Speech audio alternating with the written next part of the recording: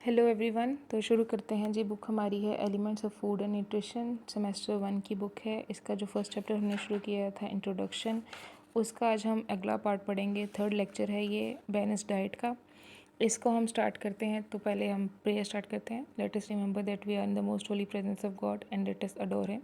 तो जी शुरू करते हैं। सबसे पहले आता है जी हमारा आज का जो टॉपिक है वो है बैलेंस डाइट। अब बैलेंस डाइट क्या होती है? जब हम exact correct proportion, correct amount में न्यूट्रिशन को लेते हैं जो हमारी बॉडी की तमाम नीड्स को पूरा करता है, तमाम न्यूट्रिशनल रिक्वायरमेंट्स को पूरा करता है। जब न्यूट्रिशन जो है वो हमारा बिल्कुल ऑप्टिमल होता है, परफेक्ट होता है, यानी जितना एक इंसान को चाहिए कि वो फिट रहे, हेल्दी रहे, उसका हर एक बॉडी फंक्शन प्रॉपरली हो, उसका हर एक बॉडी ऑर्गन प्रॉपरली फंक्शन करे, उसकी बॉडी में जितने प्रोसेसेस हो रहे हैं वो सारे सही से हों, बिल्कुल परफेक्टली होना। उस चीज़ को जब हम वो अपने न्यूट्रिशन के थ्रू पूरी करते हैं, जो किसके थ्रू हम ले रहे हैं अपनी डाइट से, उसको हम क्या कहते हैं? Balance diet. Simply balance diet क्या है?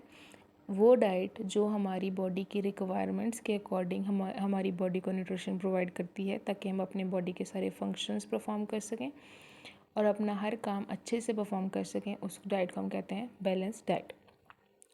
Balanced diet is one that contains all nutrients in correct proportion required by an individual to promote and preserve good health. It should help to achieve and maintain desirable body composition and large capacity for physical and mental work. Balance diet वो diet है जो हमारी body को तमाम nutrients provide करती है। किस लिए? हमारी फिजिकल एक्टिविटी के लिए भी और हमारे मेंटल वर्क के लिए भी। सच diet generally leads to good nutritional status of a person. अगर बैलेंस डाइट होगी तो न्यूट्रिशनल स्टेटस जो होगा वो पर्सन का वो अच्छा होगा, परफेक्ट होगा। ठीक है। It is important that diet must contain foods from each group in appropriate proportion so that adequate nourishment is provided to the body. ये बहुत ज़्यादा ज़रूरी है कि इंसान जब भी अपनी एक डाइट प्लान कर रहा है तो वो हर फूड ग्रुप में से एक एक फूड आइटम सेलेक्ट करे और वो ज़रूर कंज्यूम करे। किस लिए ज़रूरी है वो? ताकि हमारी प्रॉपर नरिशमेंट हो, हमारी बॉडी को जिस जिस चीज़ की रिक्वायरमेंट है, जिस जिस न्यूट्रिएंट की रिक्वायरमेंट है वो पूरी हो। किस लिए? ताकि हमारी बॉडी और ज़्यादा नरिश हो और हम परफेक्टली काम कर सकें। It is safe to assume that most people will accomplish balance if mixed diet from a variety of sources is eaten in moderation।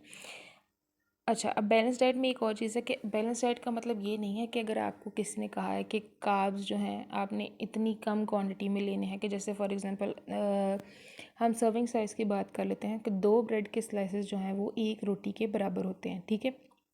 अब जो आम बिस्किट है, जैसे फॉर एग्जांपल सुपर है, ये चॉकलेट वाला जो सुपर बिस्किट नया आया है, उसका टेस्ट बहुत अच्छा है, तो वो 4 सुपर बिस्किट होंगे तो उसकी 1 सर्विंग बनेगा। और जो क्रीम या चॉकलेट वाले सुपर होते हैं ना बिस्किट, जैसे रियो लगा लो, रियो के अंदर चॉकलेट होती है और वो क्रीम फ्लेवर में भी आता है, तो वो 2 बिस्किट होंगे तो वो उसकी 1 सर्विंग होगी।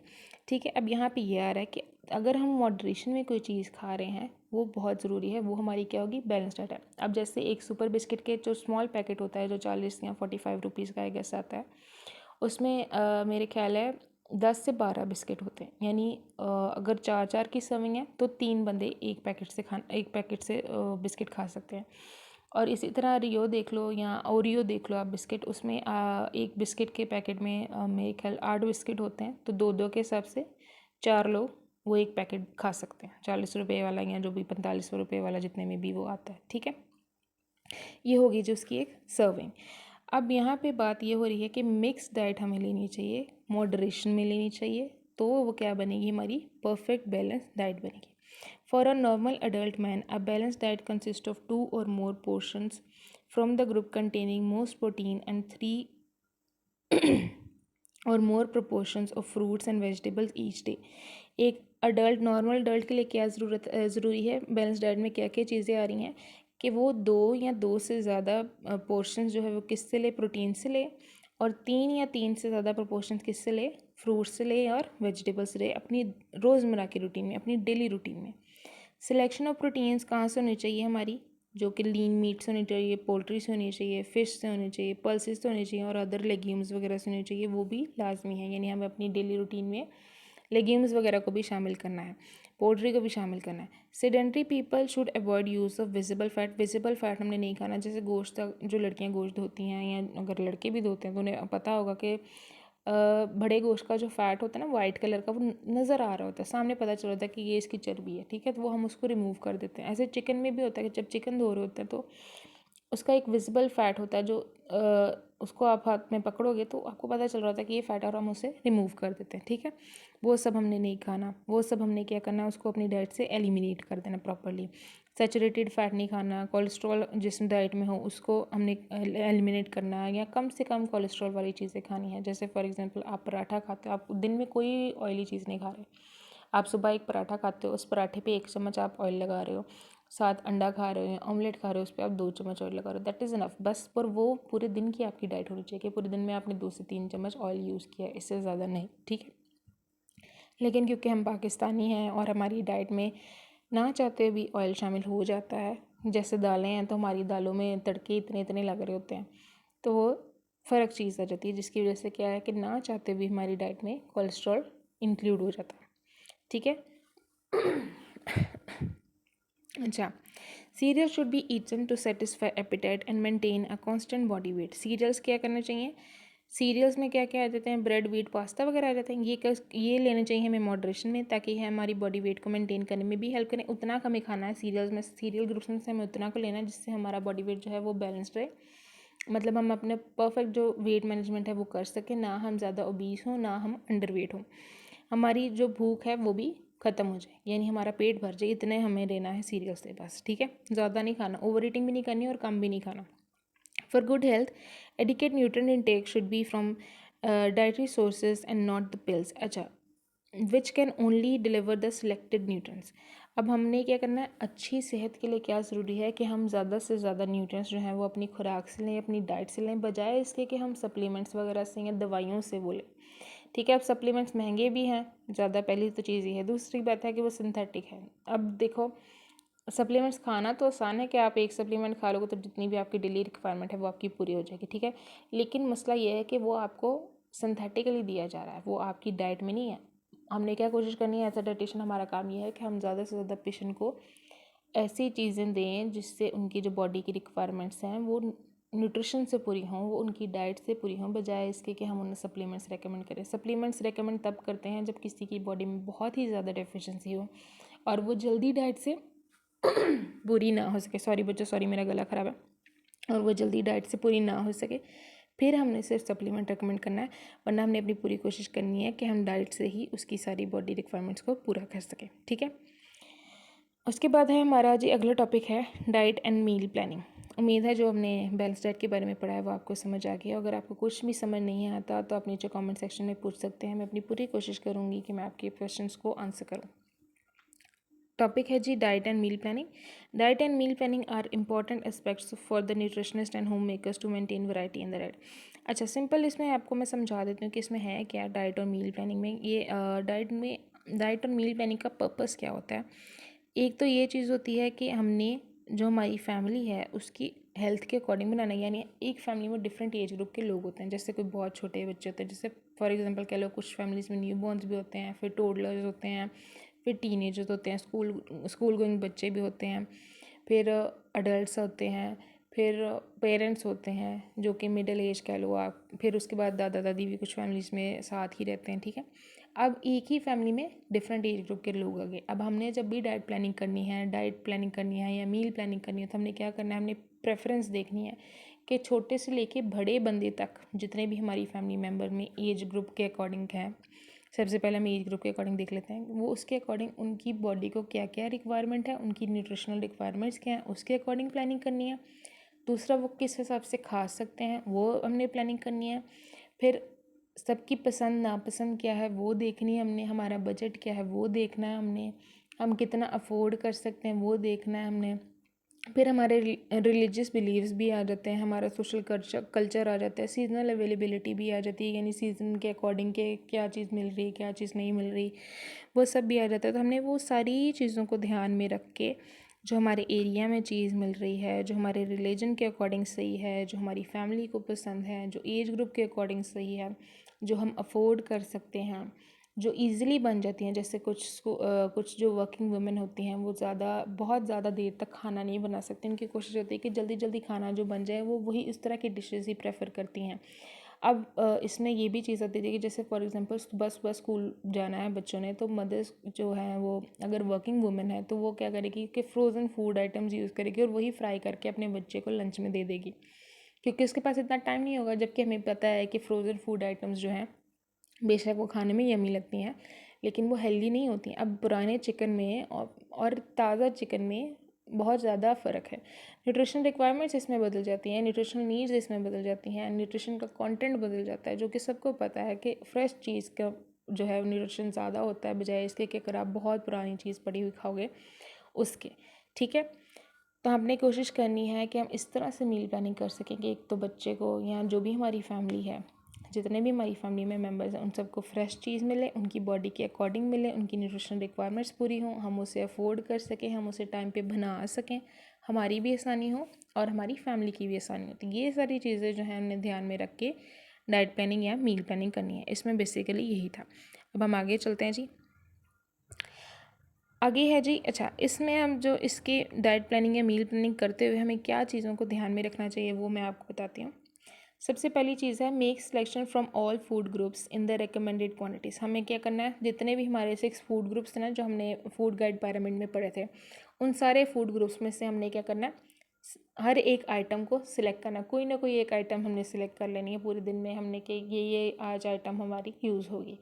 ठीक है, कि एक आइटम हर फूड ग्रुप से हमने लाजमी लेनी है। सेकेंड पार्ट है हमारा जी, include foods from all the basic food groups every day and provide minimum recommended servings from these. हर फूड ग्रुप से हमने फूड आइटम लेनी है और उनकी मिनिमम सर्विंग्स हमने प्रोवाइड करनी है। फॉर एग्जांपल अगर सीरियल्स हैं जैसे उसकी 6 to 11 सर्विंग्स हमें रिकमेंड किया गया है, तो हमने कोशिश करनी है कि हम अपनी प्लेट में बाकी सारी चीज़ें भी ऐड करें, सीरियल्स भी ऐड कर रहे हैं, प्रोटीन भी ऐड कर रहे हैं, कार्बोहाइड्रेट्स ऐड कर रहे हैं, हमने उसमें फ्रूट्स रखे हैं, वेजिटेबल्स रखे हैं, थोड़ा फैट के लिए हमने कुछ भी स्वीट दे दिया, जैसे गुलाब जामुन रख दिए, एक या दो गुलाब जामुन रख दिए। तो हमने जब हमने अपनी प्लेट सेट करनी है ना, तो हमने क्या करना है कि थोड़ी थोड़ी अमाउंट में सब कुछ रखना है कि एक बंदे का पेट भी भर जाए, उसकी न्यूट्रिशनल रिक्वायरमेंट्स भी पूरी हो जाए और जो उसको फूड गाइड पिरामिड के अकॉर्डिंग जो 6 हमारे फूड ग्रुप्स हैं वो सारे हर एक फूड ग्रुप का हर एक आइटम मिल जाए। ठीक है, ये सारी चीज़ें भी हमने ध्यान में रखनी है। फिर है थर्ड हमारा है different foods in each group may be swapped but to provide variety and proper nourishment. हर फूड ग्रुप में डिफरेंट फूड आइटम्स थी। ठीक है, हमारे 6 फूड ग्रुप्स थे, उन सब में डिफरेंट फूड आइटम्स थी। तो हमने क्या करना है कि रोज़ हर एक को हमने हर एक फूड ग्रुप में से एक डिफरेंट आइटम चूज़ करनी है। जैसे अगर दाल बना रहे हैं या चिकन बना रहे हैं हम लोग, या दही लिया हमने फॉर एग्जांपल, तो हमने क्या करना है, जैसे दही है तो एक दिन आप दही में बूंदी वाला रायता बना लो, एक दिन आप पुदीने वाला रायता बना लो, दही में वो ऐड कर लो उसका दूसरा तरह, मतलब डिफरेंट उसमें जैसे खीरा टमाटर और ये सब डाल के रायता बनाते हैं, वो वाला रायता बना लो। अलग अलग तरह से हमने उसका टेस्ट बदलते रहना है ताकि लोगों को भी खाने में मज़ा आए, उनको न्यूट्रिएंट्स भी मिलते रहें और हमारे जो फूड ग्रुप्स की डिमांड है वो भी पूरी होती रहे। अब दालें हैं, अब दाल आपने ये नहीं है कि अगर हमें ये है कि हमने फूड ग्रुप में सीरियल्स इंक्लूड करने हैं, हमने पल्सेस इंक्लूड करनी है, हमने लेग्यूम्स इंक्लूड करने हैं, तो एक ही दाल आप रोज़ बनाओ। अलग अलग थोड़ी थोड़ी दाल बनाओ, या 2-3 दिन बाद एक दाल बना ली, फिर 2-3 दिन बाद दूसरी दाल बना ली। इस तरह से आपने यूज़ करना है। गोश्त आप यूज़ करो, एक दिन चिकन यूज़ करो, एक दिन बीफ यूज़ करो, एक दिन मटन यूज़ करो, एक दिन फ़िश यूज़ करो, जो भी करना है आपने, लेकिन वैरायटी होनी चाहिए ताकि हर एक जो हमारा फूड ग्रुप है उसकी वैरायटी भी हो जाए और उसके पर्टिकुलर फूड आइटम में जो न्यूट्रिशन है, जो उसकी न्यूट्रिएंट्स हैं, वो हमारी बॉडी को मिल सके, हमारी फैमिली को मिल सके और उनकी न्यूट्रिशनल रिक्वायरमेंट्स पूरी हो जाए। ठीक है, फोर्थ वाला है जी, include at least 1 food from milk group in each meal. हर मील में 3 मील्स होती हैं ना, जैसे मॉर्निंग आ गया हमारा, ब्रेकफास्ट आ गया, लंच आ गया, डिनर आ गया, इन तीनों में हमने क्या करना है कि हर मील में मिल्क ग्रुप से एक फूड आइटम हमने लाजमी शामिल करनी है। चौथा है जी, फिफ्थ है हमारा जी, include ample vegetables specially leafy vegetables हमने अपनी डाइट में ज़रूर इंक्लूड करनी है। लीफ़ी वेजिटेबल्स में अब आपका जी पालक आ जाता है जी, साग आ जाता है, फिर और भी इस तरह की जितनी भी वेजिटेबल्स हैं, डार्क ग्रीन लीफ़ी वेजिटेबल्स हैं, वो सारी हमने इंक्लूड करनी है लाजमी। जैसे ब्रोकली वगैरह भी आ जाता है। ब्रोकली भी क्या है, वो सिंथेटिक है, जेनेटिकली इंजीनियर्ड है, वो वैसे था ही नहीं है, गोभी थी पहले। ब्रोकली वैसे बहुत ही ओवर रेटेड है, इसका ऐसा सच कुछ है नहीं, ये नहीं खानी चाहिए। I would never recommend anybody this. बस ये है कि जब जेनेटिकली इंजीनियर्ड कोई चीज़ होती है तो लोगों ने प्रमोट करना होता है। अब साइंटिस्ट ने इसके ऊपर आर्टिकल्स लिखने शुरू कर दिए कि जी इसका ये फ़ायदा, उसका वो फ़ायदा है। With the passage of time वो चीज़ मशहूर हो जाती है। अब आपने सुना होगा, सॉरी बच्चों मेरा गला ख़राब है, I am really sorry for that. मैं पूरी कोशिश कर रही हूँ कि मैं ना बीच में अटकूँ, आपको ना इस तरह का मसला हो, बट स्टिल। अच्छा, अब मैं एग्जांपल दे रही थी। एग्जांपल में यह है कि जैसे कॉफ़ी है। अब कॉफ़ी जैसे ही कोई नया ब्रांड लॉन्च होता है ना, तो वो एड्स देना शुरू कर देता है अखबार में कि जी कॉफ़ी हार्ट के लिए अच्छी है, कॉफ़ी वेट लॉस के अच्छी है। दुनिया की सारी बीमारियां लिख देती है न्यूज़पेपर पे या अपनी एड्स में कि जी कॉफ़ी इस चीज़ के लिए भी अच्छी है, कॉफ़ी उस चीज़ के लिए अच्छी है। अब पहले ज़माने में क्या होता था कि घी यूज़ करते थे लोग। जैसे ही कंपनीज आई, जैसे ही अंग्रेज़ आए, अंग्रेज़ों ने सोचा कि जी सीड ऑयल यूज़ करते हैं, जबकि सीड ऑयल से मोटे होते हैं। जब से अंग्रेज़ों ने सीड ऑयल इंट्रोड्यूस कराया, ये जो हमारा कुकिंग ऑयल हम यूज़ करते हैं, वेजिटेबल ऑयल यूज़ करते हैं हम लोग, उसके बाद से ओबेसिटी का रेट बढ़ा, उसके बाद से डायबिटीज़ का रेट बढ़ा, कोलेस्ट्रॉल का रेट बढ़ा, हार्ट डिजीज़ का रेट बढ़ा। जब लोग घी यूज़ करते थे बीमारियाँ कम होती थी, क्योंकि घी जो है वो नेचुरली हेल्दी है, वो अपने आप में एक फ़ैट बर्नर है। लेकिन उसकी शर्त ये है कि उसको मॉडरेशन में यूज़ किया जाए, उसको थोड़ा यूज़ किया जाए, उसको कम इस्तेमाल किया जाए, ठीक है। हर चीज़ जब भी उसका एक्सेस हो जाता है तो वो नुकसानदेह होती है। लेकिन बस ये है कि लोगों के एडवर्टाइजमेंट्स ने कह के चीज़ों का मतलब बदल दिया, तो हमने वो नहीं करना एज डाइटिशियंस। अच्छा, उसके बाद है serial groups should not provide more than 75% of total energy requirement. Serial groups जिसकी क्या समझते हैं, 6 to 11 समझते हैं, उसमें से क्या है टोटल एनर्जी 75% से ज़्यादा नहीं आनी चाहिए। Total calories from fat and sugar should not exceed 20% of the requirement. Fat से हमें 20% से ज़्यादा नहीं हमें एनर्जी मिलनी चाहिए। Energy from refined carbohydrates like sugar should not be minimise और निग्लेजिबल बिलो 5%। अच्छा, फैट्स और शुगर से हमें क्या करना है, 20% से ज़्यादा नहीं लेनी और 5% से कम नहीं लेनी, ठीक है। Each meal should have at least 3 of the 6 basic food groups. Beside these a good source of protein should be included in every meal. हर मील में हमें क्या करना है, प्रोटीन इंक्लूड करना है। और हर मील में जो 6 हमारे फूड ग्रुप्स हैं उनमें से एटलीस्ट 3 फूड ग्रुप्स हमने अपनी डाइट में ज़रूर शामिल करने हैं। अ गुड मील प्लान, अच्छा मील प्लान क्या करता है, अवॉइड करता है अनवांटेड, अनएपेटाइजिंग एंड अनसेटिस्फाइड मील्स को।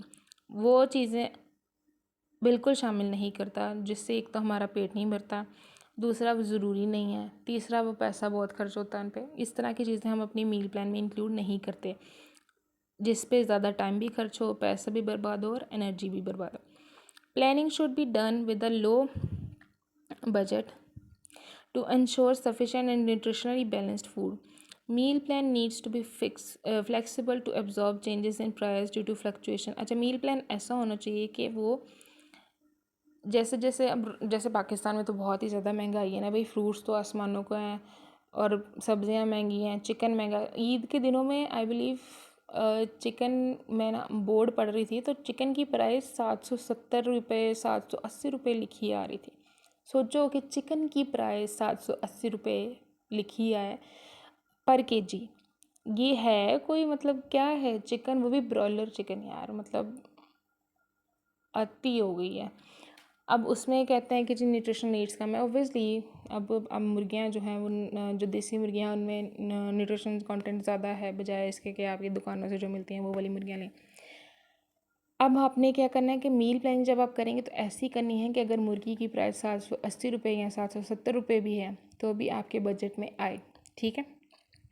यानी आपने, अगर आप मुर्गी ख़रीदना चाह रहे हो तो आपने दूसरी कोई आइटम है जो आपने सस्ती ले लेनी है ताकि आप लोग जो है अपना बजट मैनेज कर सको, ठीक है। ये नहीं है कि अगर आपने मुर्गी 1 किलो 770 या 80 की ले रहे हो आप, वैसे ही आपने कोई और महंगी फूड आइटम ले ली, फिर कोई और आपका दिन का एक दिन का बजट है, फॉर एग्जांपल 1500 रुपये एक दिन का आपका बजट है, उसमें से आप 800 रुपये की अगर मुर्गी ले रहे हो, मुर्गी सिर्फ कच्ची मुर्गी तो नहीं ना लोगे, उसमें बहुत सारी चीज़ें और भी ऐड करोगे तो वो करते कराते आपका 1000 रुपये तो सिर्फ उसके मुर्गी का मसालों मसूलों में ही गया, या मे बी 1100 लगा लो, ठीक है। 1500 आपका दिन का बजट है, तो फिर आप बाकी चीज़ें कैसे इंक्लूड करोगे।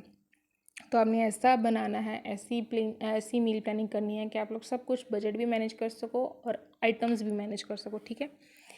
Planning should be done with low budget to sufficient and nutritionally balance food. अच्छा, उसके बाद आपने देखना है कि सीजनल अवेलेबिलिटी भी हो। जो सीजनल फ्रूट्स होते हैं, ये सीजनल वेजिटेबल्स होते हैं, वो कंपैरेटिवली सस्ती होती हैं, ठीक है, ईजिली मिल भी जाती हैं और फ्रेश होती हैं, ठीक है। तो हमने उस तरह की चीज़ों को इंक्लूड करना है। फिर देखना है कि फ़ैमिली को किस तरह का टेस्ट पसंद है, कि फ़ैमिली बेसिकली क्या पसंद करती है उनको। जैसे कुछ लोगों को भिंडी बहुत पसंद होती है, कुछ लोगों को तोरियाँ बहुत पसंद होती हैं। तो अब फैमिली में, हर फैमिली में एक बंदा तो ऐसा होता है, मुझे लगता है कि जिसको करेले, टिंडे, कद्दू ये सब नहीं पसंद होता। तो हम लोगों ने अपनी फैमिली की प्रेफरेंसेस को भी देखना है कि हमारी फैमिली क्या खाना चाहती है, उसके अकॉर्डिंग बनाएं। जबकि माएँ ऐसा नहीं करती हैं, अक्सर माएँ टिंडे बना लेती हैं और फिर बच्चों को खाने ही पड़ते हैं। मेरी मामा भी ऐसे ही करती हैं, तो टिंडे हमें खाने पड़ते हैं, ठीक है। और आई बिलीव ये टिंडे और करेले ऐसी सब्जियां हैं जो दुनिया के हर बंदे को बिल्कुल नहीं पसंद। ओके, आगे चलते हैं जी।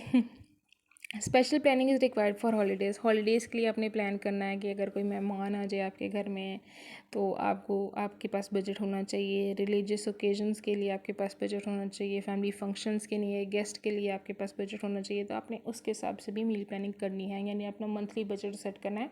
ये सब चीज़ें ध्यान में रख के करना है, ठीक है।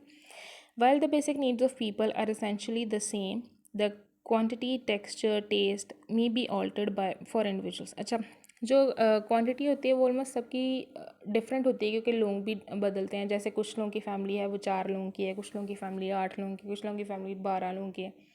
तो उसके अकॉर्डिंग भी होता है। दूसरा ये होता है कि हर एक इंडिविजुअल जो होता है वो डिफरेंट प्रेफरेंसेस होते हैं। कुछ वेजिटेरियंस होते हैं तो उनके कंपैरेटिवली उनका बजट कम होगा, जो नॉन वेजिटेरियंस हैं उनका बजट ज़्यादा होगा। तो इस तरह से भी चीज़ें आ जाती हैं बीच में, ठीक है। आगे, more milk is needed by children than adult. अब जो बच्चे हैं उनको ज़्यादा दूध की रिक्वायरमेंट होती है अडल्ट के कंपैरिजन में। Small children require less food than adult. जो छोटे बच्चे होते हैं वो कम खाना खाते हैं। वेट वॉचर्स यानी जो अपने वेट का ख्याल रखते हैं, उनको इस चीज़ का ख्याल रखना चाहिए कि किस तरह का बेसिक फूड जो है वो रिक्वायरमेंट है बॉडी की, और हमें किस तरह की मॉडिफिकेशन करनी है। जो बूढ़े लोग होते हैं वो डाइजेशन प्रॉब्लम्स होती हैं, उनको च्यूइंग प्रॉब्लम्स होती हैं, उसे इससे चबा नहीं सकते, उनके दांत नहीं होते। तो हमें उसके अकॉर्डिंग भी खाना बनाना है, उसके अकॉर्डिंग भी मील प्रिपरेशन करनी है। यानी अगर कोई बिल्कुल ही खा पी नहीं सकता, चबा नहीं सकता, तो उसके लिए हमें सूप बनाना है। तो सूप बनाने के लिए जो चीज़ें चाहिए वो सारी हमें रिक्वायरमेंट्स को देखना पड़ता है, न्यूट्रिशनल रिक्वायरमेंट्स को देखना पड़ता है, बॉडी नीड्स को देखना पड़ता है, टाइम प्रिपरेशन वगैरह के लिए हमें जो चाहिए वो सब हमें देखना पड़ता है, ठीक है। इस सब का हमने क्या करना है, मील प्लानिंग में, डाइट प्लानिंग में हमने ख्याल रखना है। Good meal planning is both a science and art. अब मील प्लानिंग क्या है, साइंस भी है और आर्ट भी है। Inclusion of nourishing foods in the diet is the part of science. अच्छा, जब हम अपनी डाइट में न्यूट्रिशियस फूड्स को ऐड करते हैं तो वो क्या होगी, साइंस होगी। अब उसको इस वे में रिप्रेजेंट करना, इस वे में बनाना कि हर किसी को आपका बनाया हुआ खाना पसंद आ जाए, तो उसको क्या कहेंगे, आर्ट, ठीक है।